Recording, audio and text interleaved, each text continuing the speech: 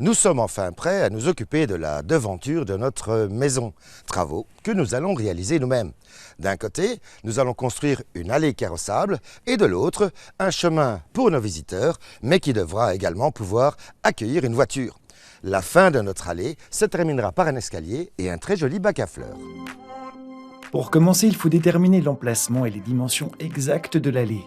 Dans notre cas, c'est déjà clair, car lors de la construction de la maison, une sous-fondation a déjà été placée en gravat de pierre. L'idée sera de conserver ces dimensions. Pour garantir la stabilité du sous-sol, la couche de gravat a encore été bien tassée. Sur base de votre revêtement, vous déterminez la construction. Pour une allée sur laquelle des voitures vont se garer, prévoyez une fondation de 15 cm. Par-dessus viendra une couche de fondation de 15 cm, dans notre cas en sable stabilisé.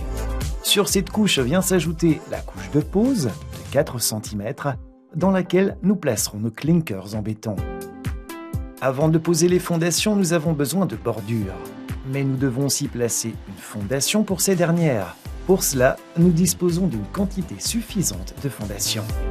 Nous utilisons un béton maigre dans un rapport de 1 part de ciment pour 5 à 7 parts de sable. S'il fait chaud et sec à l'extérieur, il vaut mieux ajouter un retardateur à votre produit, ce qui permettra au ciment de rester utilisable beaucoup plus longtemps.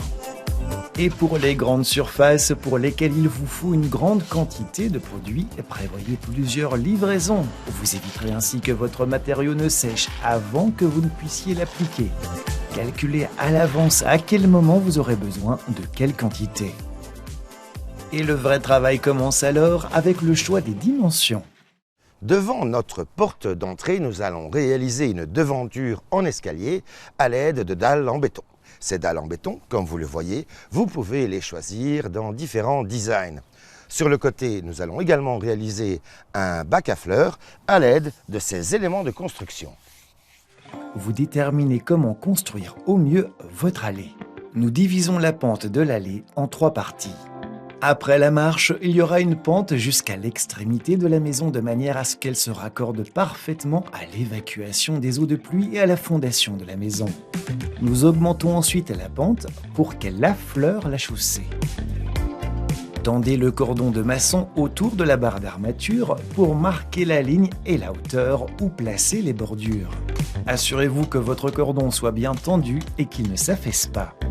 Vous pouvez très facilement attacher la corde autour des barres sans faire de nœud. Passez 2 fois la corde autour de l'armature et placez l'extrémité de la corde sous la partie enroulée.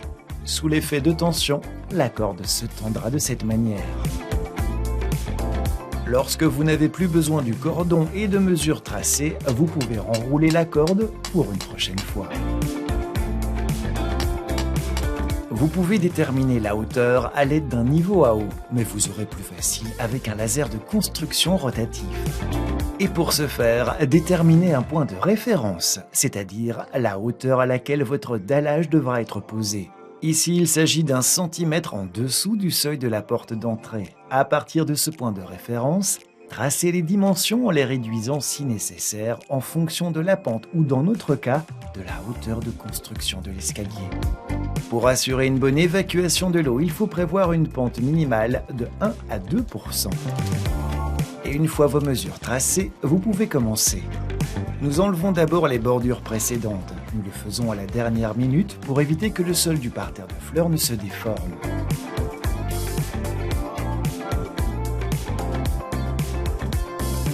Vérifiez d'abord qu'il y ait suffisamment d'espace entre votre corde tendue et la fondation. Appliquez une couche de béton maigre sur toute la longueur.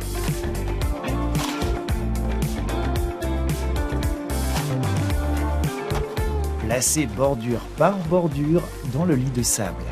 Tapez sur la bordure de manière à ce que le bord supérieur soit au même niveau que le cordon. Utilisez un marteau en caoutchouc pour ne pas endommager les bordures.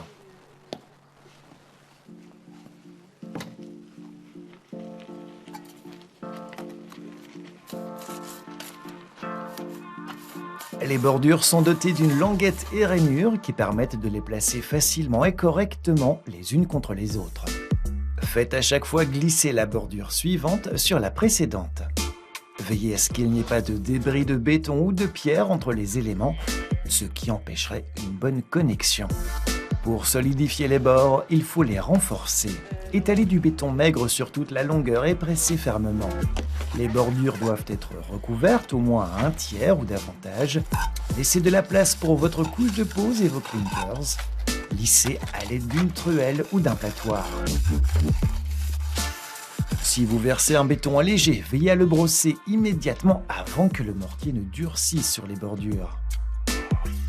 La dernière bordure doit être coupée sur mesure. Comme ce ne sera pas visible, utilisez une meule, voire même une table de sciage refroidie à l'eau. Des outils que vous pourriez louer pour effectuer cette étape. Mais dans tous les cas, veillez à utiliser la bonne lame de scie. Ici, il s'agit d'une scie diamantée pour le béton. Remplissez le récipient d'eau et dès que vous découpez, cette eau aidera à refroidir la lame de scie. Mesurez la longueur de votre bordure, marquez-la et placez-la sur la table de sciage.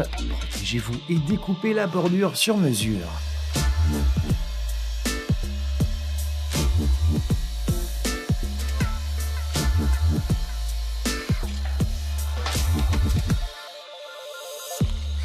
Vous pouvez maintenant placer la dernière pièce au bon endroit et la renforcer.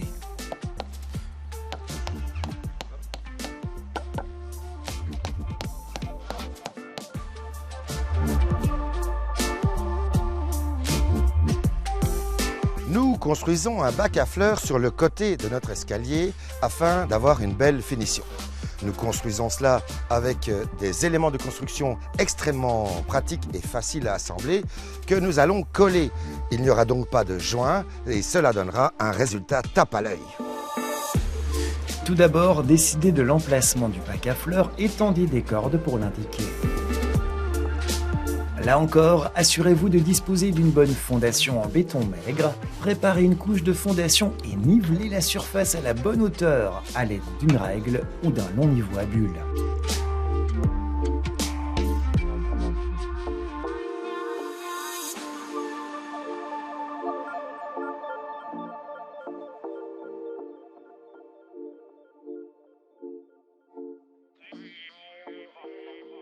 Nous sommes maintenant occupés avec l'étape de l'encollage. Cette colle, vous disposez d'un temps de 4 heures pour la manipuler. S'il se met à pleuvoir, veillez à protéger votre ouvrage afin qu'il puisse sécher convenablement. De plus, si un petit peu de colle a débordé, veillez à la nettoyer dans les 30 minutes. Un dernier tip que je vous donne, les pierres ont un seul côté extérieur. Vous pouvez l'identifier par une différence de couleur. Au cas où ce n'apparaît pas clairement, simplement de mouiller la pierre le rend beaucoup plus visible. Vous préparez la colle à l'aide d'un mixeur en suivant les instructions figurant sur l'emballage. Ajoutez la quantité d'eau nécessaire jusqu'à ce que la colle atteigne la consistance souhaitée. Prévoyez un masque buccal pour éviter d'inspirer les particules pendant le mélange.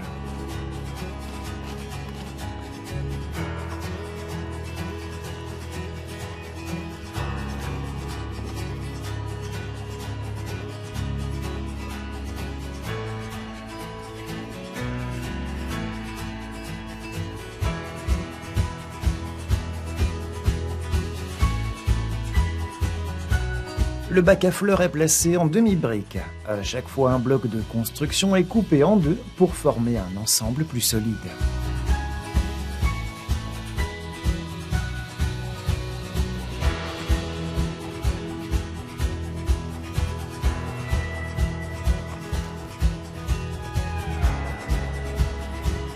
Le bâtiment, c'est très facile. Et je vais vous donner un petit truc. J'ai réalisé une poche à douille, exactement la même que celle que vous avez dans votre cuisine. Il nous suffit de couper un petit coin et je vais pouvoir distribuer la bonne quantité de colle juste nécessaire à notre construction. Placez ensuite les blocs en vérifiant à chaque fois qu'ils soient bien en place.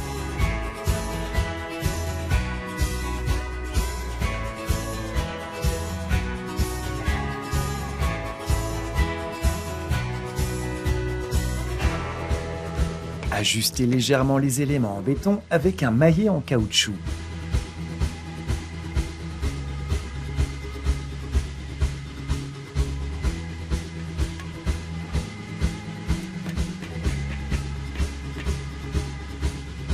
Appliquez également de la colle sur les côtés des briques.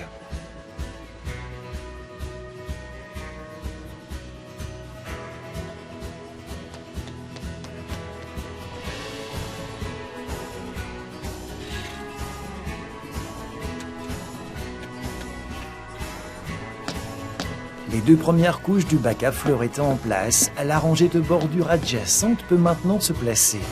Elle s'intègre parfaitement au bac à fleurs. La mise en place des bordures s'effectue de la même manière que précédemment. Tout d'abord, un cordon est tendu pour servir de guide. Ensuite, on détermine la bonne profondeur et on place un peu de béton maigre sur les gravats. Les bordures sont ensuite soigneusement alignées. À l'aide d'un marteau en caoutchouc, on les ajuste à la bonne hauteur. Ils sont ensuite renforcés d'une couche de béton maigre. Une fois la rangée en place, nous passons au bloc du bac à fleurs.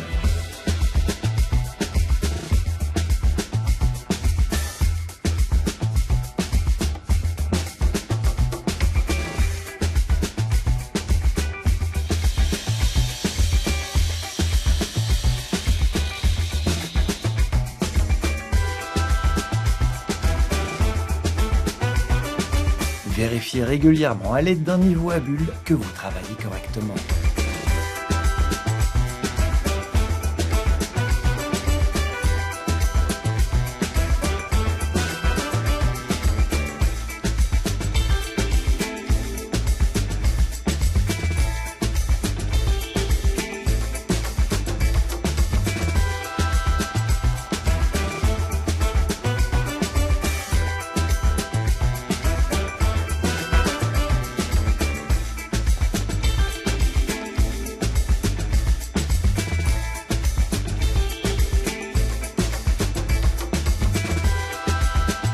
De l'autre côté de l'allée, il y a un autre parterre de fleurs. Celui-ci sera également équipé de bordures.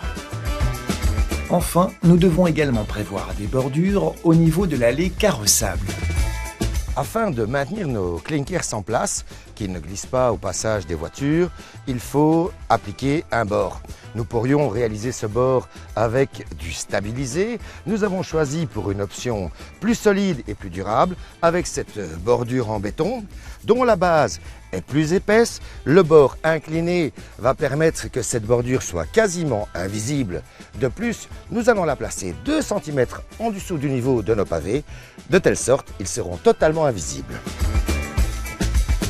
Pour déterminer la hauteur de ces bordures, prenez la hauteur des bordures déjà en place et ajoutez le cordon à 2 cm en dessous de ce niveau.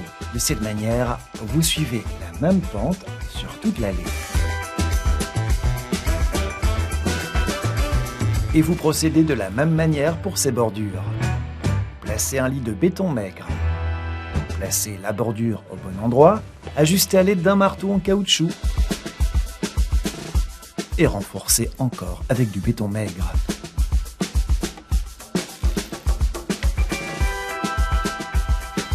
Et vérifiez toujours que la hauteur corresponde au niveau pré-réglé. Assurez-vous également que le cordon ne soit coincé nulle part.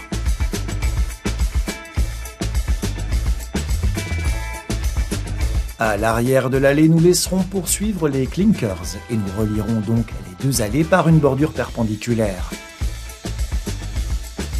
Pour réaliser l'angle, les bordures doivent se couper de biais. Configurez la table de sciage à un angle de 45 degrés et coupez la bordure à la bonne dimension.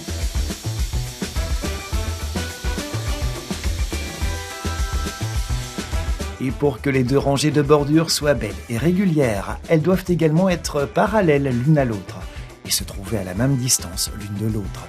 Vous vérifiez à chaque fois. Le dénivelé de la zone augmente. Pour que les bordures puissent se placer dans la bonne position, il faut couper un petit angle à partir du bas, ce qui permet de placer la bordure dans la bonne position et avec la bonne inclinaison. Le bac à fleurs composé de blocs de construction en béton et les bordures ont tout été placés. Alors retrouvez-nous dans la deuxième partie pour découvrir comment la marche et les clinkers vont être placés et jointoyés.